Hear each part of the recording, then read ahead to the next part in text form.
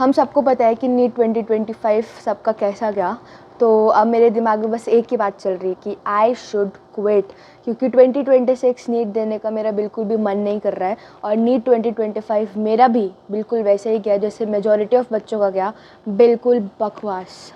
तो सेंटर से निकलने के बाद जब मुझे पता चला कि मेरा पेपर तो ख़राब हो ही चुका है, घर आके मैंने सबसे पहले ऑनलाइन सर्च किया कि मतलब वो रिएक्शन वीडियोज़ आती है ना बच्चों की। तो मैंने सोचा कि मेरा ही पेपर ख़राब गया है, मुझे ही लगा हार्ड आया है कि सबके लिए हार्ड आया। तो मैंने देखा कि सब बच्चे यही बोल रहे थे कि पेपर हार्ड आया है, क्योंकि किसी को भी एक्सपेक्टेशंस नहीं थी कि पेपर इतना हार्ड आ जाएगा। देखो कहीं ना कहीं सबको पता था कि पेपर थोड़ा तो हार्ड आएगा ही, क्योंकि 2024 के नीट में बहुत सारे बच्चों के 720 नंबर बहुत सारे बच्चों के आ गए थे।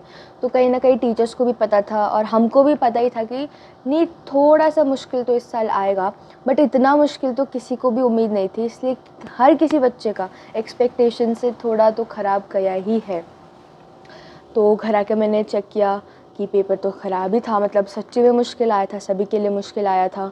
और इतने में मेरे घर से फ़ोन भी आने लग गए बाकी लोगों के कि पेपर कैसा गया। तो मैंने मम्मी पापा को बोल दिया कि सबको बोल दो कि पेपर पिछले साल से भी ख़राब गया, जो कि बिल्कुल सच बात थी। ऐसे कोई झूठ वाली बात नहीं है कि बस दूसरों को बोलने के लिए कि पेपर ख़राब गया। इस बार तो सच्ची मेरा पिछले साल से भी पेपर ख़राब गया। मेरे को तो सेंटर में ही रोना आ रहा था। मैंने जैसे तैसे अपने आप को रोका कि नहीं, सेंटर में नहीं रोना। मुझे तो ऐसे लग रहा था कि काश ये कोई एक मॉक टेस्ट होता। जब मैं पेपर दे रही थी अपना नीट का, मुझे लगा कि काश यार ये कोई एक मॉक टेस्ट होता तो मुझे कितना अच्छा लगता। फिर मैं इसको रिवाइज़ करती, रिव्यू करती पेपर को, तो मेरे को आ जाता। और अगर ये मॉक टेस्ट होता, मतलब ऐसा डिफ़िकल्टी का लेवल कोई सच्ची में मॉक टेस्ट आता, तो मैं उसको बीच में छोड़ देती। मेरा नीट में भी मन कर रहा था इसको बीच में छोड़ने का। बट अगर ये मेरे पास एज अ मॉक टेस्ट आता सच्ची में, तो मैं पेपर सच्ची में बता रही हूँ बीच में छोड़ देती, उसको बाद में देखती। बट इतना हार्ड पेपर ना मैंने किया था कभी, ना मैंने कहीं देखा था। तो मैं तो छोड़ने, मतलब ऐसा कर रहा था मन कि मैं छोड़ दूँ बीच में पेपर। तो नीट का पेपर हो गया। उसके बाद सबको ये जानना था कि नंबर कितने आ रहे हैं। तो मेरे मम्मी पापा मेरे को बार बार बोल रहे थे कि बेटा पेपर चेक कर ले, हम कुछ नहीं बोलेंगे, जितने भी नंबर आ रहे हैं हमको चेक करके बता दे। मैंने बोला हाँ मुझे तो पता है, आप मेरे को क्या ही क्यों ही बोलोगे कुछ गलत। पर मेरा खुद का मन नहीं कर रहा है पेपर चेक करने का। मुझे खुद ही को नहीं जानना है कि कितने नंबर आए हैं, क्योंकि मुझे पता था कि नंबर तो कम ही आने हैं। तो एक दो दिन तो मुझे लगा कि नहीं देखना नहीं देखना, पेपर कोने में पड़ा हुआ था एकदम। फिर तीसरे दिन जाके मुझे लगा कि यार ये भी एक टेंशन है कि नंबर कितने आ रहे हैं, तो इसको ख़त्म करते हैं। तो मैंने चुपके से एक कोने में जाके अपना पेपर लिया, टीचर की वीडियो खोली। मैंने पीडब्ल्यू से पढ़ा था, तो पीडब्ल्यू की मैंने देखा था जिसमें सर लोग मैम लोग बता रहे थे आंसर्स।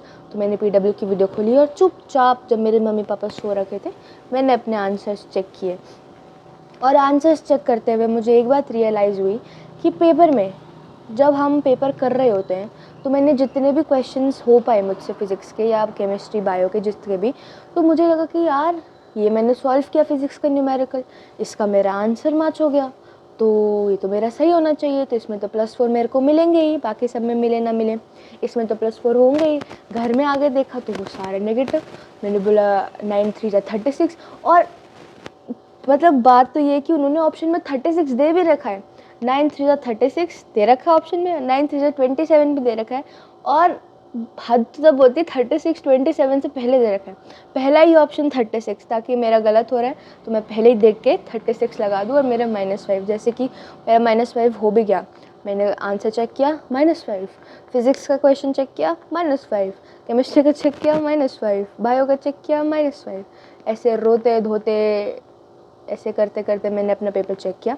मैंने उसको बंद किया, कोने में फेंका।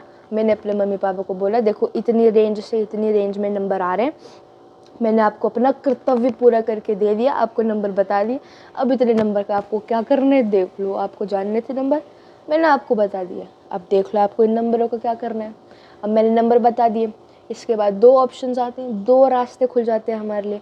या तो I should take a drop for next NEET, या तो I should enroll for another course, कि मैं कोई और कोर्स के लिए ज्वाइन कर लूँ। देखो अब अनदर कोर्स की बात तो ये है कि मेरे पापा ने नीट के फॉर्म से पहले कुछ और कोर्सेज़ के फॉर्म भी भरे थे। तो अब उसके लिए मुझे बोल रहे कि पढ़ लो, कि अगर पढ़ सकते हो तो बेटा उसके लिए पढ़ना शुरू कर दो। अब उनको कौन बताए कि अगर मेरा पढ़ने का मन करता तो मैं बिना बोले ही पढ़ने लग जाती। बट मेरा बिल्कुल भी पढ़ने का मन नहीं है, ना मेरा मन है, ना मेरा दिमाग है पढ़ने का भी कुछ। तो मैं कैसे पढूँ? पर पढ़ना तो पड़ेगा, क्योंकि वो पेपर भी देने हैं और नीट नहीं हुआ है तो कहीं और कुछ ना कुछ तो करना ही पड़ेगा ना। ऐसा तो है नहीं कि नीट के पीछे ही पड़े रहना है ज़िंदगी भर। तो कुछ और पेपर के लिए भी प्रिपेयर तो करना पड़ेगा ही, और 1-2 दिन बाद उनके लिए भी पढ़ना शुरू करना पड़ेगा ही। तो ये बात आती है बस। और दूसरी तो ड्रॉप है ही। और ड्रॉप के लिए आप बताओ कि ड्रॉप लेना चाहिए कि नहीं लेना चाहिए, कि ये एक सही डिसीजन रहेगा 2026 के लिए ड्रॉप लेना? क्योंकि अभी पता नहीं है हमको कि 2026 का पेपर कैसा आएगा। 2025 से हार्ड आएगा या थोड़ा इजी आएगा, या फिर से जैसे इजी पेपर आते थे वैसे ही आएगा, या फिर से कुछ अनएक्सपेक्टेड हमको सरप्राइज़ मिलेगा।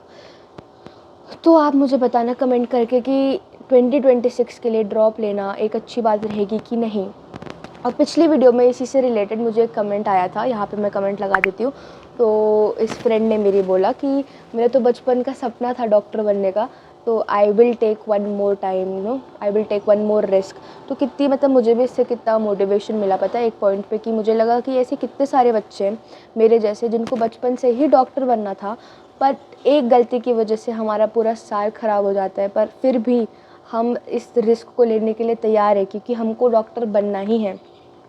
पिछले साल वो चीटिंग की वजह से पूरा साल बर्बाद हो गया, मतलब 650 वाले बच्चों को, कितने सारे बच्चों को ड्रॉप लेना पड़ गया जस्ट बिकॉज चीटिंग हो गई थी। अब कितना सच है कितना झूठा है ये तो पता नहीं, बट कहीं ना कहीं चीटिंग तो हुई थी।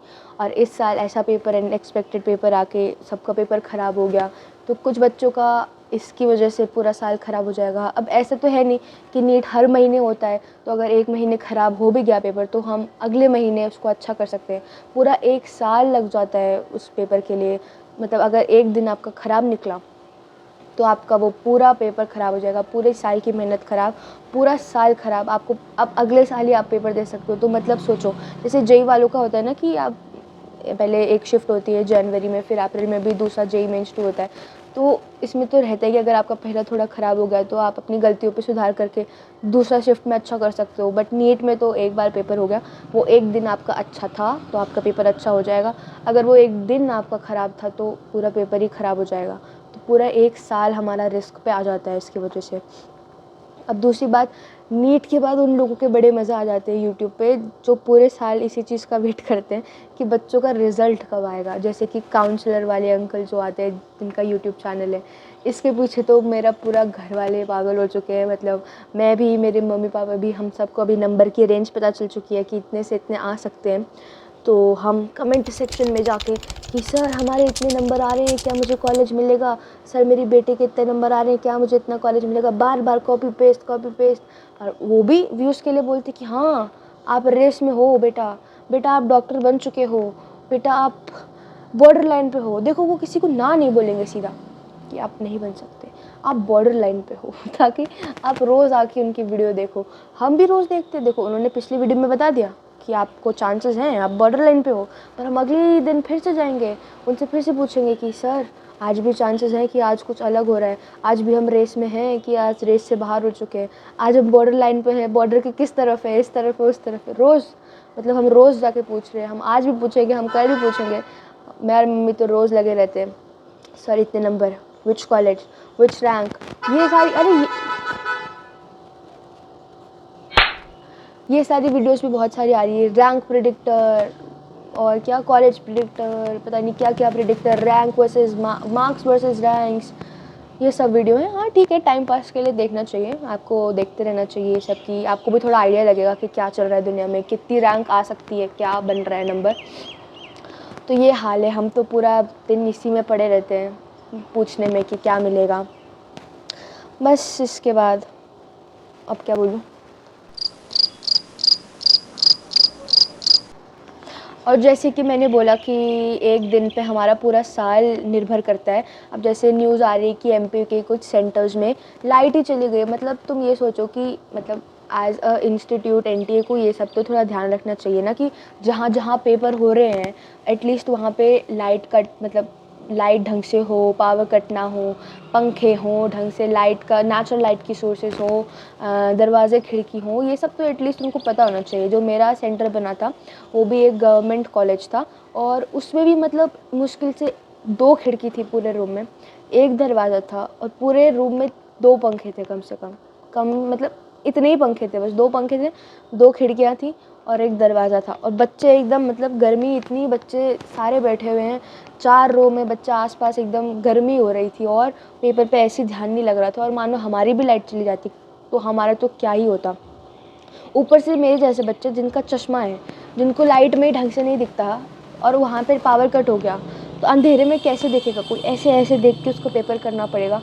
तुम ये सोचो एटलीस्ट हमारे लिए बाकी कंडीशंस तो ठीक थी, लाइट वगैरह था, पंखा था, बट उन एमपी के कुछ सेंटर्स में जो बच्चे थे उन पे क्या बीती होगी कि उन्होंने पूरे साल मेहनत करी और उनका पेपर एक तो ऐसा अनएक्सपेक्टेड सा पेपर आ गया, ऊपर से उनका पावर कट भी हो गया। मुझे पता तो नहीं कि कितने घंटे के लिए लाइट गई थी, बट जितने के लिए भी गई हो, लाइट जाना तो एक बहुत बड़ा ब्लंडर टाइप है। अगर कोई बच्चा देख रहा है तो कमेंट करके बताना कि हुआ क्या था, मतलब एक्चुअली क्या हुआ था, कि कितने देर के लिए लाइट गई थी, फिर टीचर्स ने क्या स्टेप लिया, उस स्कूल वालों ने तुमको कुछ करके दिया, कुछ इमरजेंसी लाइट दी, कुछ कैंडल दी, कुछ हुआ तुम्हारे लिए कि तुम्हारा पेपर पूरा ही ख़राब चला गया। तो अब इस पे ये मतलब केस हो रहा है कि बच्चों के लिए नीट का रिज़ल्ट को होल्ड कर दिया गया है। मतलब ऐसी मैं ब्लफ़ नहीं कर रही हूँ, ये सब इंटरनेट पे है, टीचर्स भी बोल रहे हैं ऐसा। तो बाकी बच्चों को तो उसी डेट पे आएगा, शायद 14 जून को ही रिज़ल्ट आएगा, बट जो उन सेंटर्स के बच्चे हैं उनके लिए रिज़ल्ट को होल्ड पे रखा गया है और उनका केस चल रहा है उसके ऊपर कि उनका क्या करना है। देखो अगर रीनीट होगा सॉरी, अगर रीनीट होगा, जो कि मुझे लगता नहीं होगा क्योंकि पिछले साल इतने मास लेवल पे चीटिंग हुई थी, बहुत सारे मतलब सारे ही बच्चे अफेक्टेड थे, फिर रीनीट नहीं हुआ। इस साल तो सिर्फ कुछ सेंटर्स के बच्चे हैं तो इनके लिए रीनीट मुझे नहीं लगता होगा। और मान लो अगर रीनीट होगा भी तो अगर पेपर इजी आ गया तो उनका रैंक ऊपर चला जाएगा, तो बाकी बच्चों के साथ नाइंसाफ़ी हो जाएगी। और अगर रीनीट नहीं हुआ, सॉरी रीनीट हो गया, पेपर इजी आया, तो उनका कट ऑफ ऊपर चला जाएगा और हमारे साथ नाइंसाफ़ी हो जाएगी। और अगर पेपर इससे भी मुश्किल आ गया तो जिनके मार्क्स अच्छे बन भी रहे होंगे उनके साथ गलत हो जाएगा अगर उनके और भी नंबर कम आ गए। तो मुझे लगता नहीं है चांसेस होंगे रीनीट के। तो आपको रीनीट के बारे में नहीं सोचना चाहिए क्योंकि चांसेस बहुत कम है। पिछले साल भी नहीं हुआ था तो इस साल भी रीनीट नहीं ही होगा, मुझे ऐसा लगता है। तो बस होप्स मत खोना अपनी, जो भी होगा अच्छा होगा। Hard work never बिट्रेस। तो आपने कितने भी साल मेहनत की हो, 1 साल, 2 साल, 3 साल, 5 साल, जितनी भी साल आपने मेहनत की हो, कहीं ना कहीं वो फ्यूचर में जाके आपको उसका रिज़ल्ट ज़रूर मिलेगा, है ना। जैसे मैं अभी वीडियो बना रही थी तो मेरी मम्मी बोल रही थी कि तू बोल तो रही है आई क्विट और हंस हंस के बात कर रही सबसे। तो मैंने बोला हाँ, हंस हंस के मतलब अब रोना धोना हो गया, एक हफ्ते जितना रोना था उतना रो लिया, अब ज़िंदगी भर तो इसके पीछे रोते नहीं रहेंगे। देखो जैसे मैं चुप हुई वो भी, रुको वेट, बस यही है कि जो भी होगा अच्छा होगा। अपनी इस बार मतलब बहुत चांसेस है कि कट ऑफ लो जाएगा, तो क्या पता जिनको उम्मीद है कि हमें नहीं मिलेगा उनको मिल भी जाए। तो कोई बात नहीं, बुरा मत सोचो, जो भी होगा अच्छा होगा। और आपने जितनी मेहनत की है वो कभी वेस्ट नहीं जाएगी, आपको कहीं ना कहीं किसी और जगह जाके उसका रिज़ल्ट ज़रूर मिलेगा। हमारी मैम भी ऐसी बोलती थी जो हमको पढ़ाती थी, PW में आकांक्षा मैम। नीट से 1 महीने पहले यूट्यूब पे मतलब इतनी इंटरेस्टिंग वीडियोज़ आती थी, मुझे लगता था ये वीडियो मैं नीट के बाद पक्का देखूंगी, ये सीरीज़ तो मैं नीट के बाद पक्का देखूंगी, यहाँ मैं घूमने जाऊंगी, वहाँ घूमने जाऊंगी। नीट हो गया, क्या मैंने कोई वीडियो देखी? नहीं। क्या मैंने कोई सीरीज़ देखी? नहीं। क्या मैं कहीं घूमने गई? नहीं। बस मैं घर पे पड़ी हूँ and I am rotting on my bed. कुछ नहीं कर रही हूँ मैं, ना कोई सीरीज़, ना कोई वीडियो, ना कहीं घूमने। मेरे मम्मी पापा तो बोल रहे हैं कि बेटा कहीं घुमाने ले जाना है बता दो, हम घुमाने ले जाएंगे। मैंने बोला नहीं, मेरे को बस यही पड़े रहने दो, मेरे को कहीं घूमने नहीं जाना। मतलब एकदम मूड ही ख़राब हो गया था ना, तो पेपर से पहले तो था कि घूमने जाना है, अब तो बिल्कुल भी नहीं है, कहीं घूमने जाने का मन नहीं है। बस घर पे अब मैं सोच रही हूँ कोई सीरीज़ ढूंढ के देख लूँ, क्योंकि क्या कर सकते हैं, सीरीज़ ही देख सकते हैं। तो बस let's end this video here. और बस यही रहेगा कि I think I should quit, क्योंकि अगले साल तो पता नहीं कैसा पेपर आएगा। आपके क्या विचार हैं इस बात पे, आप बताइए कि आप क्विट मतलब आप ड्रॉप लेना चाहते हो या आप कोई सोच रहे हो किसी और कोर्स में एनरोल होने के लिए। मुझे भी थोड़ा गाइड कीजिएगा, या आप मुझसे कोई क्वेश्चन पूछना चाहते हो मुझसे कोई क्वेश्चन पूछ सकते हो। कमेंट करके ज़रूर बताना कि आपको वीडियो कैसी लगी। लाइक, शेयर और subscribe. Thanks for watching. Bye bye bye.